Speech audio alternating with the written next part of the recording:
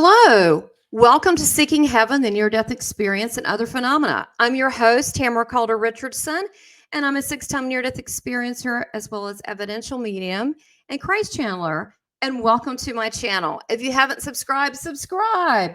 Share with your friends, especially if you have a particular favorite episode. Like, make comments, and also consider being a member. Every bit of financial support is really appreciated. And also, I have amazing perks, so do check that out. So let me tell you about today's guest. We have a guest all the way from England let me tell you a little bit about him. He is a near-death experience researcher, and his passion led him into this area about the afterlife and looking into that whole area of consciousness and any type of unexplained experience that someone might have. And I'm going to have him come on and explain his path, his journey, and how this has progressed. And we have Darrin McEnaney. So welcome, Darrin. Hi, Tamara. Thanks for having me on. Absolutely. Did I say your name right? Almost. Very close. It's Darrin McEnaney. No, don't worry. No one ever gets it. It's an Irish name. And it's as it sounds, but it is very confusing for most people. Okay, so say it one more time. McEnaney? McEnaney. McEnaney. Or some people say McEnaney, but for me, there's no A in it, so I just say McEnaney. McEnaney. Okay, McEnaney. I got it. That's good. Okay, I have Irish in my family, so. Well, look, welcome to the show. I've been following your channel, which is Seeking I, and then you have quality guests. And wow, you have so many different things going on, which will tell people at the end ways to get in touch with you and all the things that you have going on, including writing a book. But I wanted to find out, I'm very curious about how you got involved with this whole afterlife research, because I'm sure that you've learned a lot along the way, as well as things that people don't tell you. I know I've learned a lot just having other people that are unlike me. So how did this all perk your interest? At what point did this take off as a passion? When I was 12 years old, I had a traumatic experience. Something that most people wouldn't consider traumatic, which is I passed out or I fainted in a science lesson. For me, the reason that was traumatic is because it developed into a anxiety disorder, a severe generalized anxiety disorder, which eventually evolved into severe depression as well. And before that, I still am very scientifically minded, but I was on the kind of material side of science in the sense that the brain creates consciousness and that's it. Once you die, you die. I didn't like it, but that's what it was. And that did frighten me, that concept of never existing again. But I never really thought much of it until that experience when the anxiety began to develop. And it's focused around health. The majority of it was health anxiety, and it still is to this day, which of course led me to think more deeply about the concept of death and worrying that every little thing that I felt would lead to death. If anybody's ever had kind of a health anxiety disorder, a stomach ache will become, a stomach tumor in your mind, and it's going to be 2 months left to live, and things like that. Everything is greatly exaggerated. So everything that I felt, I was expecting to die, and it wasn't a nice way to live, and that's why I ended up suicidal at 16. Oh, wow. And so many people this can benefit by hearing this. So is it okay if I ask you what was the health threat, or was it just a kind of like just a phobia of health concerns in general? Well, ultimately, there was nothing physically wrong with me. It was all it was mostly psychosomatic. As I say, every little symptom in my mind was a death sentence. And I was in and out of the doctors, not drastically often, but often enough where they were able to diagnose me with anxiety, severe anxiety disorder. It did lead to various issues like and going slightly back a bit, the reason this all started, I believe, is because I was bullied when I was in primary school, or you'd call elementary school. I can't say that is what started it, but I believe that's what started it. And you were a bleeder? Is that it? You bled easily? Is that what you said? No, I was bullied. Sorry. Oh, okay. Okay. Yeah. So I had someone who was bullying me a lot at school. And got it. Yeah, and the stress from, sorry, I know it's my accent, it's pretty pretty weird, but the stress from that led to me developing shingles, because it effectively wipe my immune system out. And I was always very shy, and I think that's what led to the anxiety. But apart from that, it never really caused me any other physical issues. It was all mental issues, to the extent where, every day I was feeling like I was physically dying. And people, when they think of anxiety, they think it means worry and just worrying, but it has a huge physical impact on your well-being as well. You feel like you're dying, physically like you're dying. You've got no energy, you can't move, you feel sick all the time, you feel dizzy all the time, and I mean 24 hours a day. And when I was at 16, I just thought, I don't want to be here anymore living like this. It's not worth it. Luckily, the fear of death saved me there, ironically, because I didn't want to experience that. I thought, now that I'm at the bottom and the only other choice is annihilation, I might as well just hang on and hope that it resolves itself, because otherwise the alternative isn't any better. Wow. Who did you have to talk to during this time, having all these feelings? My mum mainly. My dad was there. He wasn't as kind of knowledgeable, I suppose, about anxiety, because he comes from a family where it's kind of get up and get on with it. There's no fault. I don't blame him at all for it, because that's just the way he is. But he did help along a lot as well, because he instilled in me that, don't give up and just keep going and get yourself over it kind of attitude. But mum was the emotional support there. I had the GP, my general practitioner doctor, who first diagnosed me and sent me on to counselling. Counsellors did very little to help me. What they were telling me was out of textbooks, very young, no experience, directly out of textbooks, which I didn't find helpful at all. The only benefit was that they put me on the antidepressants, which, although, ideally you want to be able to deal with this stuff naturally, there's no denying that antidepressants does certainly numb it to the level where you can begin to work on yourself. So apart from that, I'd say the therapy did not much for me at all. And it was effectively just a case of forcing myself through each day and learning how my own mind worked, how my own body worked, learning what meant what and how to deal with it. And that took, let's say, since I was 12, and I'm stable at the moment, although it's still there. So it's taken that long for me to really learn enough about myself to keep myself stable. And all this, I mean, you were a relatively young. How old were you at this point when all this happened? I'm just kind of in shock. It began at 12, and it went through until I was 16, when I had the emotional breakdown, which led to me being suicidal. They pulled me out of school for the last year of the GCSEs, which are the exam years. During the time, they put me in the learning support area of the school, which was mainly at that time suited for those who had severe learning disabilities. So my grades went from A pluses and A's down to D's and E's. And I came out with not particularly good GCSEs. But during that time, I was out of the school system, which would make sense. I forced myself back in eventually to school for the A levels, and I came out with A pluses all round. So I was thankful for that. But yeah, I mean, that lasted all through my teenage years, from 12 to 18 onwards. And it's still, I mean, it's still going on. I still get stages of suicidal tendencies. I still get severe anxiety. I'm living a lot with an irritable bowel at the moment, which is awful. That's anxiety related. So it never goes away. Right. I hear you.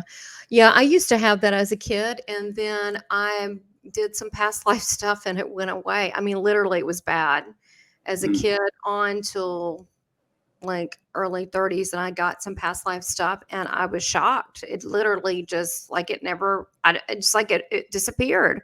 So, we, wonder, so much of this is, carried with us on a soul level, but finding it's a whole nother thing. Being able to find that, because we're, pretty big, but it sounds like you were an intense little kid. It wasn't fun, my childhood. Certainly my school life wasn't fun at all, and I wouldn't go back. But, I wouldn't have it any differently, because it's made me the way I am now. And I'd be a totally different person if it wasn't for that. I'd be nowhere near as strong and as knowledgeable, I suppose, as I am now, to make myself sound a little bit big-headed. No, and also I don't think so, because I think that we talked about this pre-show a little bit, but you were saying about how you love helping people, especially in this area. So you wouldn't be able to understand to help people if you didn't have it yourself. My And my aspiration, I suppose, is to start a private practice in cognitive behavioural therapy. I originally wanted to do teaching. When I was very young, I wanted to be an ice cream man. But I don't know. That's still good. yeah, well, I just liked ice cream. But anyway, nowadays, I plan on doing a cognitive behavioural therapy practice, which I'm doing a bachelor's degree in at the moment. And the reason for that is because, as I say, when I went to counselling, it did very little for me because the majority of those counsellors were 24, 22, just out of university, what they learned through textbooks. And there was limited amount of empathy. And I think anything related to psychology and emotional well-being, you need that level of empathy, of experience, personal experience, to really understand what's going on and to really get an understanding of how to help those who are in the position. Because if you haven't learned how to help yourself in the issues that you're trying to solve for people, there's no way you can try and help others without understanding yourself first, if that makes sense. It absolutely makes sense. I mean, absolutely. I mean, think about it.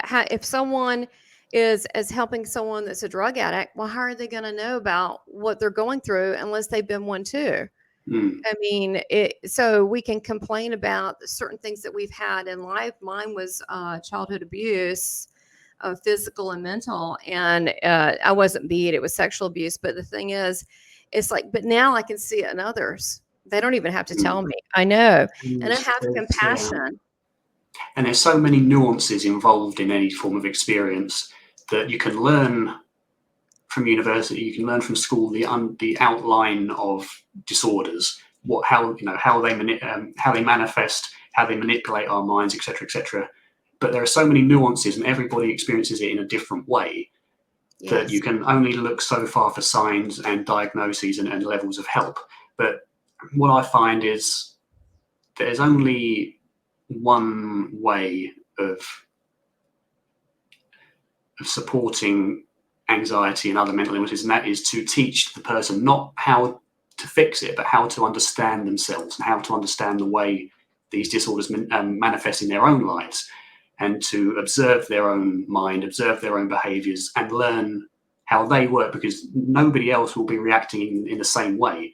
And there's no one cure for every person.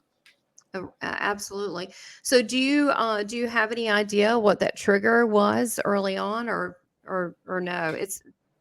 I think it began with the bullying. I don't know, but I believe it did. And then I was always very shy, very withdrawn as a child, had a very, very overly strong attachment to my mum, still do. But, I was very much with her all through my time, very sensitive. So I think that was just effectively part of my nature, whether that was from a past life or whether it was just genetics, I don't know. I know my father's side had a lot of this, so it's probably genetic to some degree. But then the fainting was the trigger, because that was just the sensation of it was horrendous. And I don't know why, but that triggered off the disorder big time. Well, it's that losing control when you faint and you feel really nauseous. It's a loss of control. I've fainted a couple times, and it's horrible because it's a horrible nausea, but you have this sense of no control, and it can be scary. Someone was taking blood too fast out from my veins to check it, and they missed the vein, and I went and I passed out. Yeah, and every time now I go to have blood drawn, or I see someone having blood drawn, I've had blood drawn maybe 3 times in my life, it always results in a vasovagal response, or a fainting response. Yeah. And this is the thing, because I like to understand everything, I go right into the science of it. So I don't mean to call it a vasovagal response. It's fainting, basically. But I go into the information of everything really much in depth when it happens to me, just because I like to understand things. Yeah, well, I think it's that loss of control. It's funny, my husband did he's tall, and they took blood too fast. When we were getting married, you have to get blood. And they had to give him orange juice because he was embarrassed. I'm like, don't worry about it, but yeah, it is, and so I understand that feeling, and it is similar in terms of it's not the same thing as dying, but it is a similar in terms of you can't control it. And sometimes I think that's I could totally understand how that could be a trigger. I do. And Mm. it could be shocking. So, and this world, we're not guaranteed there's not going to be pain in this world, emotional, spiritual, or physical. I'd say And you almost are guaranteed to experience at least some of that in life. I mean, if you're on the journey and you live long enough, it's going to happen. I met this doctor once. I had to have bone surgery because I broke it with martial arts. And I said, "What's going on?" He goes, "Well, arthritis could be sitting." I said, "Arthritis." He goes, "Oh, that could happen at any age." He said, "Look, if you live long enough, everybody gets that." I said, "They do?" He goes, "Yeah, it's just part of what happens as you get Mm. older." I went, "Oh man." So yeah, this part of being on the journey that we have to experience this, but it also strangely connects us to other humans, and it makes us, I don't It like very much pain. it very much humbles those of us who have a very strong ego and believe that we are better than everyone else, because ultimately you're not. And suffering is Mhm. one of those things that really wakes you up to realize that we are all effectively the same, and that's not just between humans, but between humans and animals as well, who are all ultimately the same. Yeah. So before we really dive deep into this, I've got to tell you, your dog is so freaking cute. I'm a big dog person. Cody. Oh my God, he's so cute. I'm a dog mom. I've always been a dog mom, and all mine look like teddy bears. They're like Shih Tzus. They look like little teddy bears. And Mm. so it's so cute. Yeah, I have a real And yeah, connection with my animals. I've always had a much stronger connection with animals than I have with any person. I mean, I've lost grandparents, I've lost cousins at 12 years old who was, they're Oh, severely disabled. But I lost a cousin who was 21 from suicide. But losing my two schnauzers, Ty and Omi, oh, last year was the worst grief and the only grief really I've oh, ever felt in my life. And I've had I understand. people telling me, well, fair enough, you're sad, but it's not like you lost a child. I'm saying, yes, it is. There's no Yeah, difference. Love is love. love is love. And, this sounds really horrible. I won't say who it was, but there was a family member that was really close to me. I've had a couple.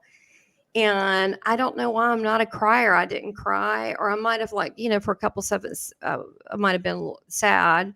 But when my animals die, I am literally tortured in my heart. I am tortured. I feel Mm, lost.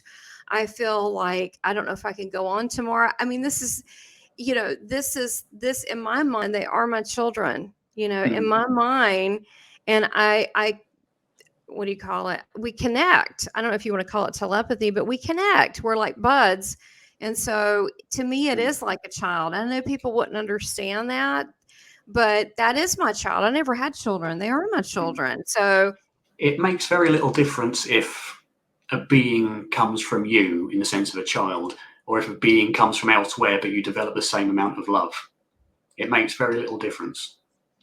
oh Like you my could God. lose a family member and feel somewhat grieved, but you could lose a best friend who's been in your life a lot longer and has done a lot more for you and feel a lot worse at their loss. It doesn't matter, whose blood you have; it's the connections you make with people. Exactly. And it is the relationships you have with people. And I've met people doing this as you have, online globally, like I'm in the USA, you're in England. I've met people that I instantly connect with and have tremendous love for and trust them more than people that live around the corner. Mm. not to be disrespectful or ugly, but I do. So It's the love, way. It's the way we are. I You can't know. help it. Your heart knows the difference with people, Mm. and they know people's intentions and if they're pure or not. And I think that's one thing I love about the connection with animals, and that love is that it's I know that I'll see them again, but it's something deeper within me, and it's something that I have had after death and death experiences with dogs. I mean, I've had them telepathically say things. I've heard them when they've come back. I think it's awesome. I can tell you this, Darren, and we'll jump into the core of some of the things I want to ask you. But I've had in readings that people come through and they're like, and their animal comes through and people lose it. Hmm. I mean, and it could be simple, Yeah. like a red ball, and the guy was like a blubbering mess, and I wasn't even going to say the red ball. The red ball you play Mm. with. And he went, "Oh my God, the red ball," And so it's love. That's what it is. I mean, you can't define love. I think animals are so Pure conscious, they're pure beings without manipulation, without the ability to manipulate, that a relationship with an animal will be so much more fulfilling, I think, unless you find, a person who is just a genuine person, which unfortunately is becoming more and more rare. But an animal will always go straight to your heart, especially a dog. I don't know much about cats. I've never had a cat, but dogs I know especially do go straight into the gut, and they will connect at a very, very deep level at once, because they know unconditional love. They do. It's a purity there. And people sometimes have ulterior motives and intentions. There are genuine people out there, but and there are people that are kind. I don't know if I want to use pure, but they're hard to find. They are. I mean, children are the closest you'll get. That's true, because they say what they think. And, it's actually, we can learn from children. We should be more like them, that we should speak from our heart. We don't have to be mean about things, but we should speak from our heart. So this makes a lot of sense. So it's going to probably be really healing for people to hear kind of what you've been through and on your path. And a lot of people do suffer with depression and with anxiety issues, especially with, we're living in so much uncertainty these days. We have a little bit of a break now. Things are getting a little better, but the uncertainty can also throw people into these states. Anybody, if you're human.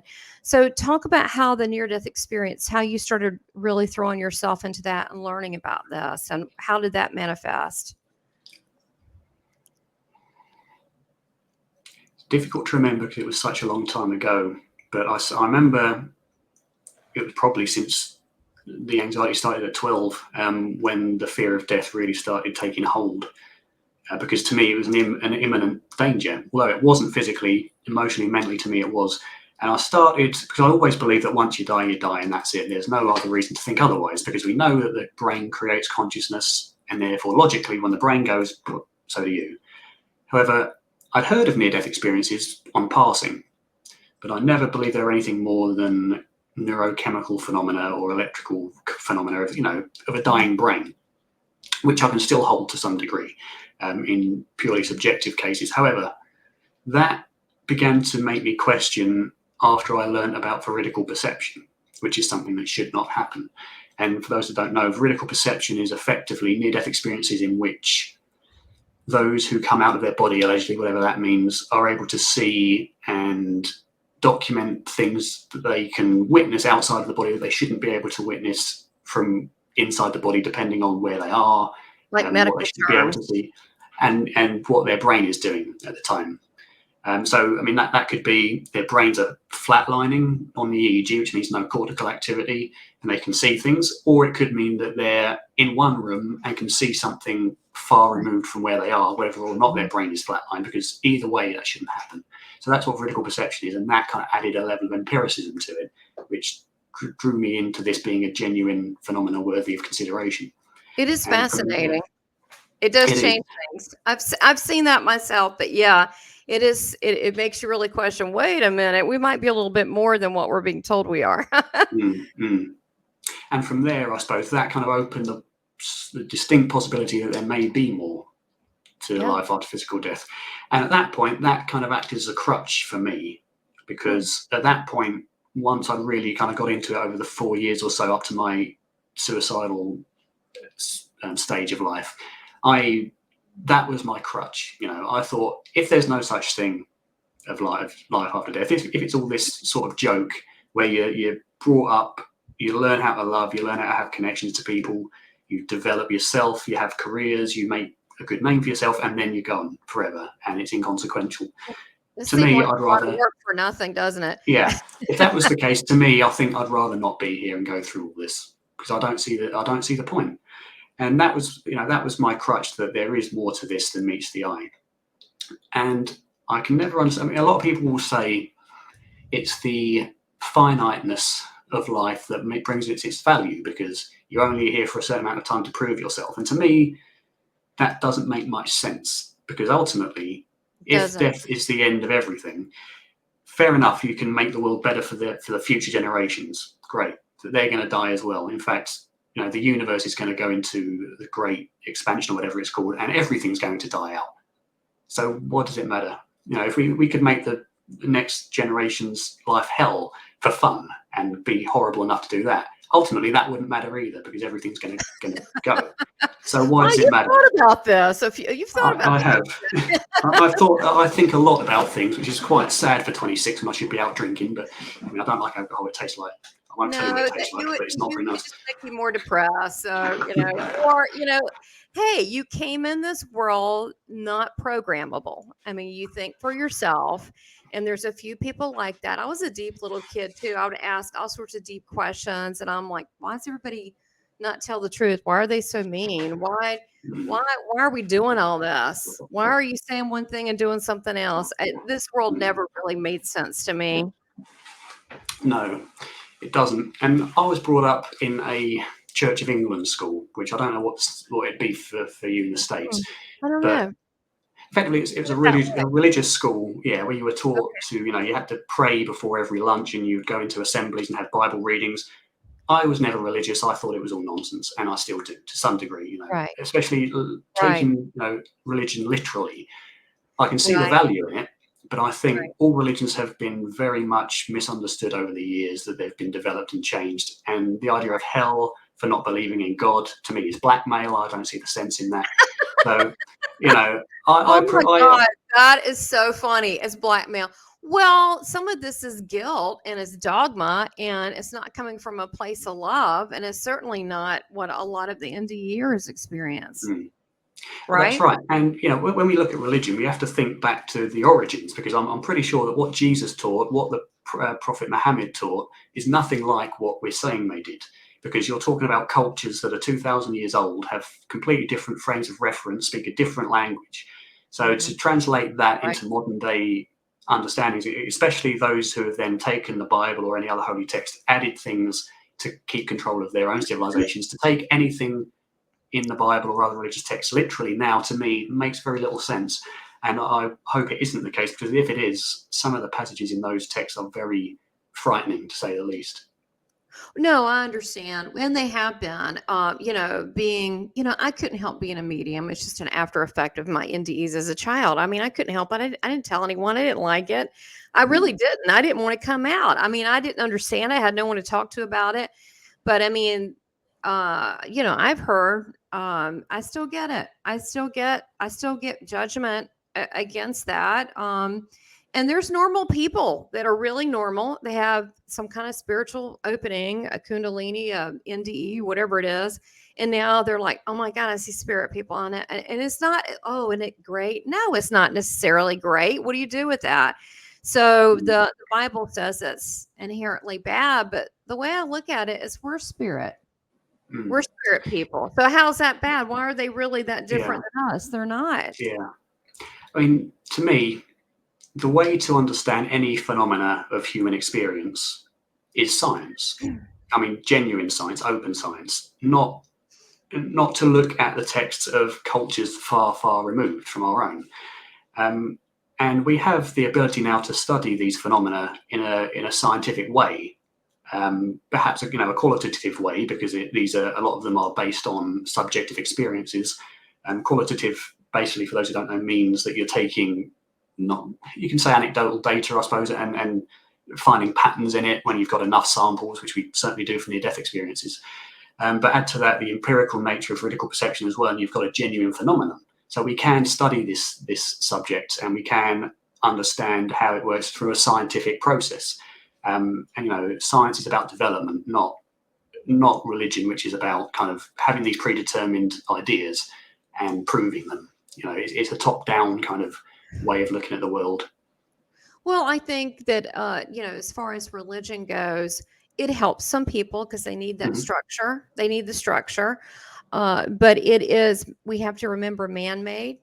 And it is not, spirituality has to do with your own personal journey and your own spiritual quest, which to me, that's the one I'm interested in. And, that's the higher road. And, I feel like everybody should follow their own way and not, if it helps If anything helps, great, but you shouldn't have to Mm. listen to anyone else but your own self I about. think religion for those who find it comforting is great, because ultimately, whether it's true or not, it doesn't matter, because if it helps you, fine. To me, I can't live like that. I need to know what's true and what isn't. But I think from To my own research and the research of many others, moving from an organized religion into kind of a self investigation of your own consciousness and the nature of reality through a scientific process will give you everything that religion has to offer, in terms of maybe not paradise in the way that it's portrayed in heaven and things like that, but certainly a version of that which is just as good, minus the torment of hell and the blackmail of don't believe in this and you go to hell, right. minus the levels of control, minus the devil, because there's no evidence for that as far as I can see, or not strong enough for me to believe it. But there is, for these other side of things, which to me offers more than organized religion and is backed by evidence to suggest it is actually a phenomenon, a genuine objective place. Place, probably not the right word, but state, I suppose. Say, yeah. So as you started now, how did you start looking at, did you look at individual NDE stories, near death experience stories, or how did you move forward with your interest in this? I didn't really do much for a while, outside of hearing about these odd cases here and there. You'd heard of Eben Alexander, you'd heard of Colton Burpo and whoever else, Yeah. these experiences, but I never really did much about it until I started. I started to gather an opinion that these may be more out of, because of the veridical perception, but I didn't look into it that much at the time. I had too much going on, but it kind of seeded that interest in me. And then I started seeking I in 2018. Maybe slightly before that, I'd started asking people online what they thought. Most of these were on forums like Yahoo Answers, where if you asked any question like about after death, you were immediately put into the religious category and told to keep it out of science, which was nonsense. But outside of that, I didn't do much. And then when Seeking I started really reaching out to those who would know a lot more about it. There's Got the it. scientists who have researched it, Bruce Grayson, Jan Holden, among many others, Titus Rivers. And I've spoken to so many people now. And So that's when that's when it really began. okay, so it was 2018 with iands, which I know that you help volunteer and do a lot of work for them on their YouTube channel and different various things. So Mm. so it was really through you starting your channel that you started working with other researchers and sort of investigating this more. Yeah, there's no Yeah. better way than to hear it straight from the horse's mouth, is it? Mhm. The problem I find with those who, especially who are opposed to near-death science, who write about it publicly and comment very friendly things on YouTube about it, are coming at this from reading third-party articles about the scientists, who automatically assume they must be pseudoscientists and have never spoken to them, have never looked at the research. I don't like doing that. I prefer to go to the people who have done the research Right, themselves, not those who are writing about their research. Because if you get it, as right. you say, direct from the horse's mouth, you get it free from interpretation outside of the scientists who took the research themselves. Right. Like Dr. Jeffrey Long, he Hmm. researched over 3,000 people. So at some point, and he was not sure before he started, Hmm. what is this really is this a real phenomenon? I mean, or, Hmm. honestly, these many people can't make it up. And then now with your research, I wanted to ask you what you found. Some of the things that he found is the higher level ones versus just the out of body, that they come back with different after effects, and there's different things as you move forward. What are things that you found that were commonalities with near death experiences? Because they're not all the same. Yeah, my main focus isn't really the near-death experience, although it is a key aspect of it because Okay. it's the most. But I do look at other phenomena quite a Afterlife. few as well. But from what I Okay. know about, and because of that, the reason I bring that up is because I haven't gone like solely in depth to near-death experiences alone. So I'm probably not. Okay.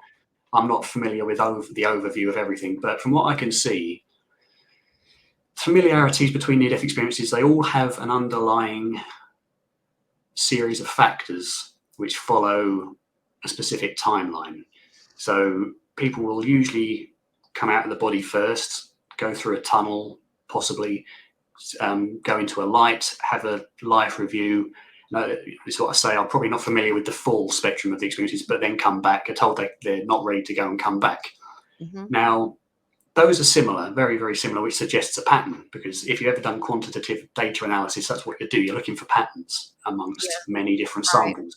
Right. And that's kind of the pattern of a near-death experience. And of course, you have the Bruce Grayson scale, which is then compared to the experience to determine whether it was a near-death experience or not. And from there, let's just get back to my train of thought. So from there, go on. So with the spiritually, so now tell me all the different areas you look. So you're looking at the afterlife. Do you look at spiritually transformative experiences too and compare it?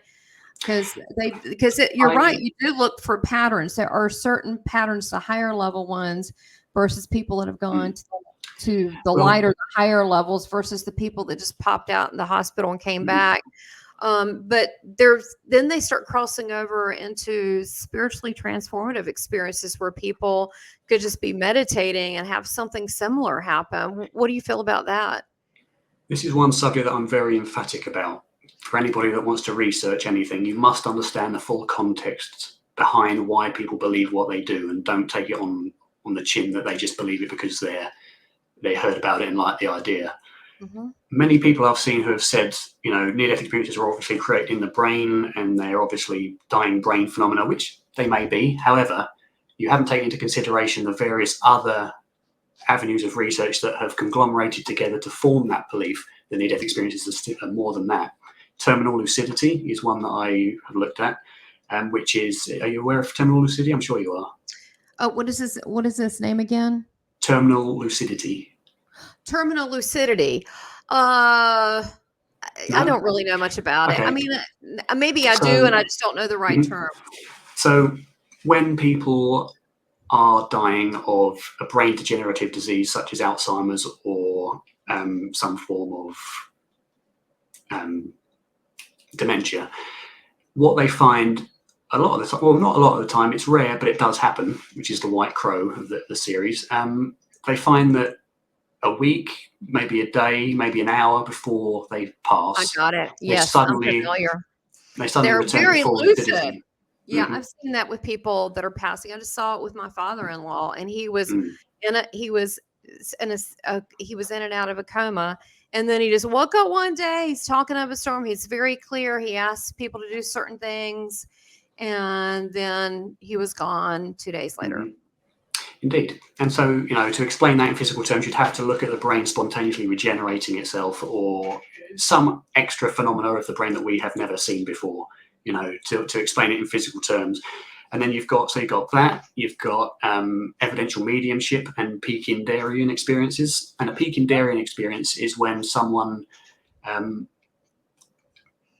maybe during a near-death experience, but also during mediumship, where they get a message through from somebody who's passed, who they didn't know had passed and had no reason to believe that they'd passed. And then that's maybe after the experience, shortly after, they then get a phone call to say, Lucy's just had a car crash and she's died. Something like that.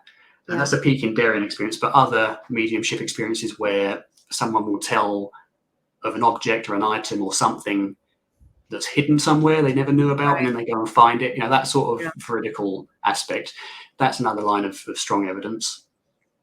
That comes through a lot with when I do stuff, and because I like the evidence. I know that might seem strange, but I have a right and a left brain kind of mentality, so I need that. I don't need all this fuzzy stuff. I need oh, I didn't know they did it. I love when they don't know stuff and then they look it up or go in the attic and there it is. It's so cool. One of the things, it just adds that extra level of objectivity. Yeah, and it's easy to dismiss until it happens to you, and then people can say, oh, well, it was staged, it was false memory, all that. You say, okay, what happens then if you go to a mediumship reading and someone tells you, to take an example, there's a gun hidden down the back of the cupboard in the basement, and then you go down and find it exactly where it is. What do you do with that now? Was that a false memory? Was that a delusion? It's like people who say it's like people that say that poltergeist activity isn't real. I don't know if it is. I've never seen it. I've never really looked at it. But they scoff and say it's nonsense. What happens if you walk into a room and there's a table floating in midair? Then what do you do? Well, What do you do with that information? yeah. What do you do? I've seen something float. It was a Yeah, and place I went to. I've seen it float. It's still, I'm a medium, and it was shocking. Exactly. And then people will say you're making it up, you're doing that, and you were a skeptic, but you've seen it and it's personal experience, and now that adds another layer. So that's why personal experience is important. So you've got those. You've then got things like psi phenomena, like remote viewing, which is seeing something at a distance, effectively. Among other, hauntings, I suppose, if you want to say that, veridical hauntings. I don't know much about that, but I know there are cases like vertical haunting. I probably just made that up, but effectively, it's Sounds where great. Yeah, but hauntings that can be verified as being unexplainable, I suppose. I mean, the work of Lloyd Auerbach and folks like that. I probably made that up, but that's what I would call it. Yeah, haunting experiences that can be verified as being genuine by researchers. Apart from that, I'm trying to rack my brains to other phenomena. There are many, many other phenomena, as well as the fact that there's no theoretical mechanism as to how the brain could create consciousness in the first place.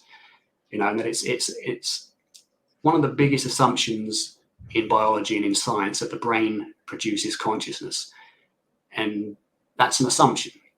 And it's a good assumption because in everyday life, it makes sense until you start looking at really the mechanism of to how that would be. Because ultimately the brain is nothing but a series of unconscious matter in a very complex organization, passed with an electric volt passed through it, and various chemicals, all of which are constituted of unconscious matter.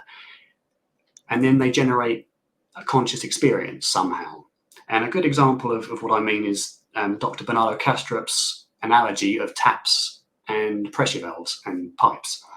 So the brain and the neurons in the brain are a binary system of on and off switches, basically action potential, no action potential, and that's it. Albeit very, very complex. But if you had the same level of complexity in taps and pipes, which are also a binary system, on or off, if you were to turn these taps on and off in a very complex way, could you expect that system of taps and pipes become conscious, knowing that they were just taps and pipes, regardless of how big and how complex it is? And most people would say no. And that's the analogy, because taps and pipes being on and off are effectively the same as the brain firing or not firing. They're on and off switches. Well, there's obviously something else going on there. And, I don't know how it works, but I know that when I had Ray Hernandez on, he has his Consciousness Institute, and he believes that we're creating our consciousness is creating the experiences we need in life. And that might be very well true, which goes along with manifesting. And so it begs to ask, how much of the creator, how much are we creating? You know what I mean? How much of the creation is coming within us? Some of the things I do believe that science cannot at this point predict, like quantum physics, they cannot. But we can. It still can be. It still can be patterns. It still can be measured in patterns. There. I mean, it still is information and data. But I think some of the things we don't know. We just have evidence of.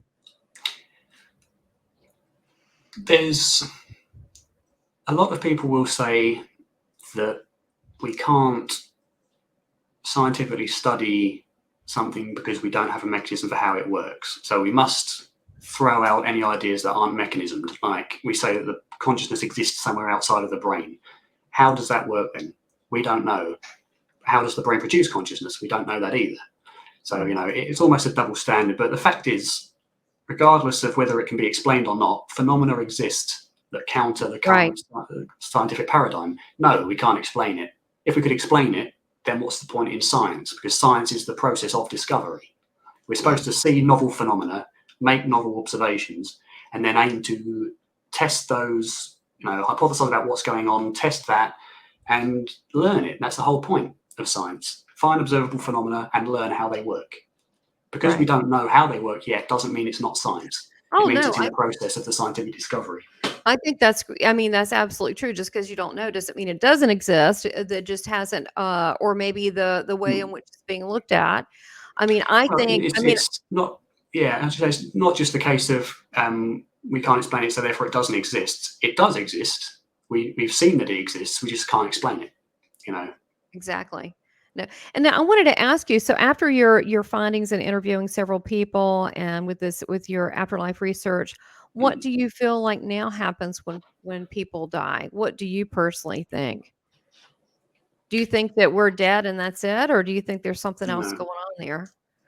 I think there's more than enough evidence to suggest, and I'm going to be careful how I word this, to suggest that at the time when the brain's in a certain state where it should not be able to physically produce consciousness, that conscious experience exists. What that means for permanent death, nobody really knows, because in order to know that, one would have to be permanently dead. However, the evidence you can get through things like evidential mediumship from those who have entered a state of physical permanent death can offer evidence to suggest it'd be reasonable to believe that your consciousness does exist in an individuated form after death. For how long, we don't know. Right. Could it all be, fake? Could it all be false memory? Yes, it could. But there's more than enough evidence now, objective evidence, in my opinion, to suggest that there is much more to experience than the brain produces it, and once you die, you die. The Right. nature of that, what that would be like to live, we don't know, because we'd have to be referencing, the only way we could imagine what that would be like would be to reference what we experience here. And what we experience here is effectively a big hallucination. It's an illusion. And it has to be, because everything that That's we experience, right. That's what everything I'm we getting. experience, yeah. It's crazy, isn't it? But If you it think makes about it. sense. It makes sense from a scientific point of view, because everything we Right. experience is the interpretation of inputs that our brain translates into experience. The inputs, the information within those inputs are reality as it is. But what we see is only as far as our brain can interpret it. If you see Right. what I mean. Well, that's with really anything. That's with our learning, with our education, our Mhm. ability to be able to comprehend certain things. Certain people can't comprehend certain concepts because they're. I mean, some people are opened up more intellectually than others Mhm. to be able to absorb certain things. So that's still part of our experience. So we can only absorb things at the what we feel is true Mhm. through our own personal experiences and our own lenses. Mhm. But I think people confuse that with meaning that because our brain is effectively dictating how we experience the world, that means that the brain is creating our experience of the world, which that's a correlatory issue. It's not, a cause and effect observation, because regardless of how we interpret the world and regardless of how our brain is, whether it be severely impaired or not, consciousness still exists. The pure state of being aware, not of being aware of something, perhaps, but if you look at somebody who has severe hydroencephaly, who has ultimately, no brain, but is still alive, you can still say that they're conscious. You would still think, any animal as well, you'd think, if you look at a dog, you'd say, is that dog conscious? Yes, you'd think so, Right. regardless of what the brain is capable of doing. What the brain, in my opinion, is, as far as I can glean from what I understand, it is more of a filter system, which receives it receives some form of consciousness which exists in a way that we don't understand yet. Consciousness, I think, is a part of nature as of yet undiscovered, that acts through the brain to project the world as we know it into a three-dimensional experience, if I that like makes the way you sense. put that. Yeah, I like the way you put that. So, yeah, because otherwise it would all be the same, but it's not. It's individualized. Mm. So, and then it goes hand in hand. What are we? I think it goes even deeper with our senses and our different forms of communication. What we think we ultimately manifest because we're creating our own reality. Mm. So that it could be as simple as a job that we want, or a particular lifestyle, or whatever it is that we're thinking, Mm. um, is what we manifest. I know that when I was in my coma and I hung out with Jesus in a place that looked like paradise, he did talk about that. He talked about creation, how we create with our minds, and to be careful about what we think. Because it's not Mm. like I want this or I need, but it's in our, like, when our minds are drifting and we're kind of mocking up things we want, that's when that happens. So we're definitely responsible for a lot of it. So I think that there's so much research being done on how does that work? How does that manifestation? What is this holographic universe? What is it that we're creating this out there? And how do we interact Mm. with others on this level? Mm. Well, I mean, as I say, the universe as we know it is only the universe that our brains can perceive. It's not the universe the way it is. It's the way that the humans can perceive it. I'm sure a shrimp would see the universe and its life in a completely different way. They can see so many different colours that we can't see. And their idea of what life is would be so much different because they interpret the information differently. It's the Right. information itself that is the way the universe actually is. But again, no one will ever know what that is because we're only hardwired to perceive it in a certain way. Yes. So, Because, yeah, so do you feel like that your afterlife research is now becoming more also about life too? It's really about life, isn't it? I don't think you can separate them. I Yeah. think when you start looking at death, Yeah. whether you're just going to prove to yourself whether there's an afterlife or not, other questions will come up that dig you deeper and deeper into the nature of reality. Because if you start looking at death and you conclude that we don't die after physical death, that we still exist, then you have the question of, well, what does that mean about the nature of consciousness? Hmm. And then you start to think, well, if what we think we know about consciousness is wrong, then what does that imply about how the brain works and how matter works? And then that implies, well, where does his consciousness come from in the first place? And then that implies, well, is it there already? And then you start to question the whole nature of the universe and of reality itself. So something as simple as, I wonder if there's an afterlife or not, eventually leads into a full philosophical discovery or questioning of how everything is, the ultimate questions of life. I Yes. think necessarily. Yeah, I do think they blend into one another, and then the whole purpose of being here. So this is the way that I look at it. If like you said right from the beginning as a kid, you just wanted to know. I've always wanted to know. And I feel somehow, some way I'm going to get my answers.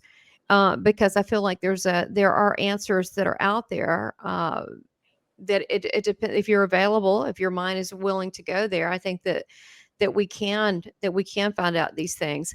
So do you feel like, after looking through this, and I know you're still in the process and you're interviewing a lot of people and you're still involved with your afterlife research, do you feel that do you look at things a little bit more spiritual now? Do you see people a little differently? Do you see yourself differently? Mm-hmm. Very, yeah.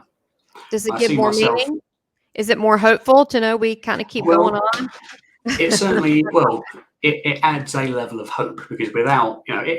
if you were to just die and that's it, to me there'd be no hope because it would mean nothing. So Yeah, it's a lot the of work for possibility, nothing. it is, and the possibility that we continue adds the first layer of hope. It adds any layer of hope because then everything that you do in life has a meaning to some degree because it's consequential. To what degree we don't know, but the way I look at myself now is certainly more than synapses in the brain and a big gooey mess of cells inside your skull. Yeah. Certainly that's a very important aspect to life in the physical sense, but I don't think now that's the end all and be all. And then from there you start to think, what does that mean about me and what does that mean for why I'm here? And so you develop a view of yourself as more than human, I suppose, as Oh, yeah. as as something that's currently playing a human life, something that's experiencing a human life, but is playing a character, I suppose, at the time. Yeah, I like that. That's true. I look at this as either a movie, or sometimes it's very surreal, or like a book, and we're creating the next chapter in the book. And and I also look at connections. Every now and then I'll meet someone and I just know that I know them. And it's very confusing to me sometimes because then you want to go, where did I meet them? And, I didn't meet them in this life. And so to me, I've have things that I think it has to do with your quest for adventure. Like this UFO thing was not really in my radar. I started interviewing people now. Mm, Now I've seen UFOs. Even my husband, mm, who's a huge skeptic of everything, he pointed it out and saw it first. I went, "Gosh, this is huge," and it was like we were like it's like we see them every day. But I think it's whatever you're interested in life, you're kind of pull that toward you. And mm, then, so this is why I think that we're learning from each other.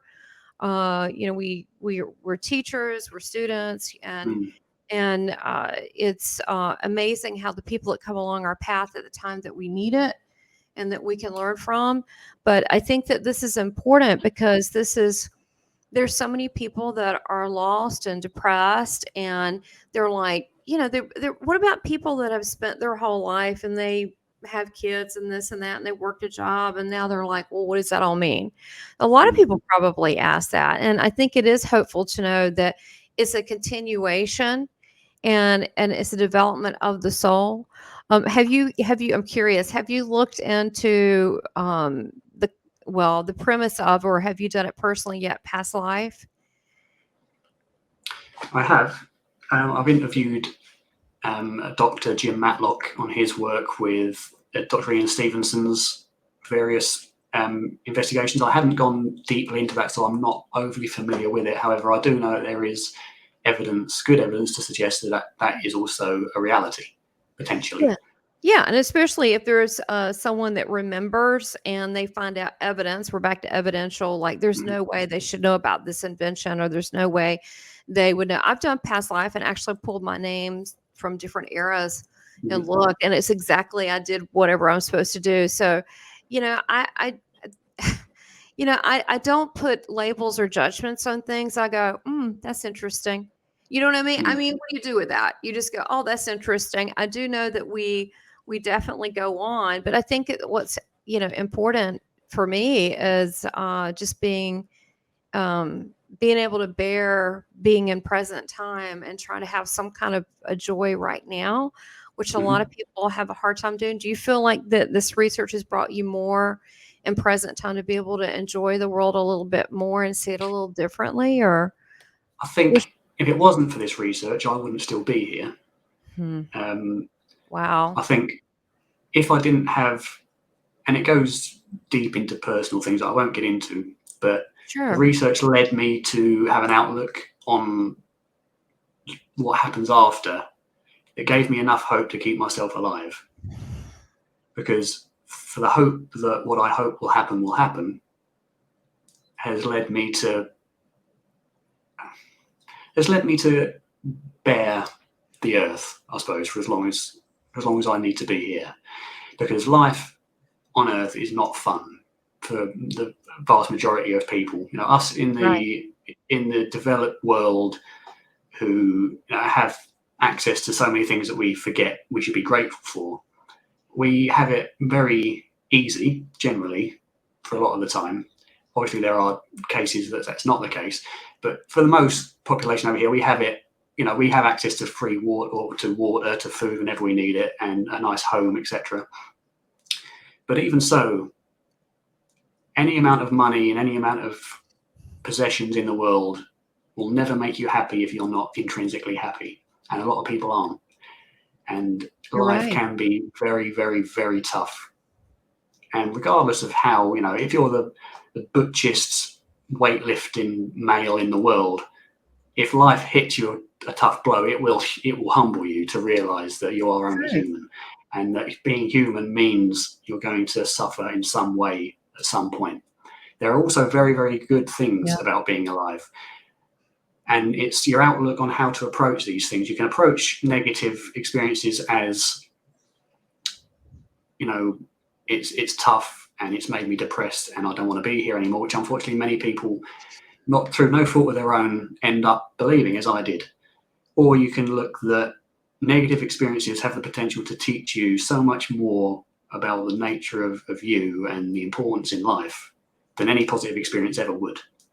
I mean, I've been thinking about these sort of things since I was 12, and most 12-year-olds don't even have to ponder this sort of thing, But it makes you, having negative experiences and learning from them grows you up very, very, very fast and matures you very, very fast, because you develop wisdom, I suppose. No, it's wisdom. It's things in life and also decisions about what you have in life. But I was a deep little kid too, and I didn't really have anyone. I was very mature, and I thought kids were boring and they acted stupid. Yeah, the educational system teaches you how to be intelligent, and intelligence teaches you how to exist in society and how to be successful in society. Right. But experience teaches you wisdom, and wisdom teaches you how to be happy and how to ensure that everybody around you is happy and how to live. Wisdom is more important for the core of life, but I certainly, agree. intelligence is important for society. But ultimately, society is a man-made thing. Well, here's the thing. I believe that we do have a contract we agree to before we get here. I don't think we agree to, have some horrible disease or this or that. But what we may agree to is the lesson of humility or whatever, and we get it, however that may be the help on the journey. But um, I don't want to be like anyone else. So I'm cool with it. I never did. So I'm okay with that. If I thought everybody else was like robots and boring. And so, I'm okay with that. I used to bellyache and complain about it a lot, but not these days. I'm like, I kind of relish in the fact that I ask, and I like talking to people that also ask and that question, and that, we should be allowed to do these things. We should be allowed to question everything. And either it comes out to be true or not, who cares? And I don't really care which way it falls. I don't really, I just want to find out what I feel. I just want to find out whatever I feel is truth. So I kind of relish in that now. So, I mean, everything you're saying really connects to me and my heart. I think what you're doing is a beautiful job. And your channel, I want to make sure I tell everybody also about your channel, Seeking I. And you started that in 2018 or no, 2018 you did? Okay. 2018. Okay. So you started 2018. And I know you have a lot of your research and your findings and so forth on that. And you're also writing a book. Do you want to tell everybody about your book? I know it's a little different, but I think it's great. Yeah, well, I'm writing a couple of books, but one's kind of on the backstop. That's an autobiography about my experience with anxiety and depression. But that won't be done for a long time, if at all. But the book I'm working on at the moment is a fiction novel, as you say, quite different from what we're talking about now. But it's a fiction novel, and it's one that I just thought one day, how to start this subject. So I have had insomnia for a long time. My sleep cycle is really messed up, and I always used to listen to audiobooks to help me get to sleep, the Harry Potters and the various different. And I thought one day, I wonder if I can do that. I wonder if I can write a book. So I'll have a go. So I did. So I started writing it, and I literally just had an idea. Right, this is what it's going to be about. It's going to be about I won't spoil it, but it's going to be about a creature called Russet, not human, and he's going to live here, and that's all I knew. So I started writing, and I just let whatever came to mind at that point come to mind, and I just continued doing it, and I'm quite proud of how it's coming out. Well, that's great. Yeah, well, when you have that, you'll have to let me know so we can have you back on so you can talk about your book and more findings. Great. So look, you have been a joy. I love how authentic you are and how genuine, because that is rare indeed. And the fact you're being vulnerable enough to share a part of yourself is a gift. And I appreciate that. And I know others listening will too. So I support you. I think you're doing a great job. And, just keep up the good work. And thank you for sharing part of your journey with my viewers today. I really appreciate it. Sure. Thanks for having me on, Tamara. It's been a pleasure. Thank you, Darrin, so much. Take care. Thank you. Namaste. Sure. Bye-bye. And I look forward to having you on my channel as well. Oh, yes, that's right. I get to be on your channel. After this. It's my honor. So thank you so much. Thanks, Tamara. Bye-bye.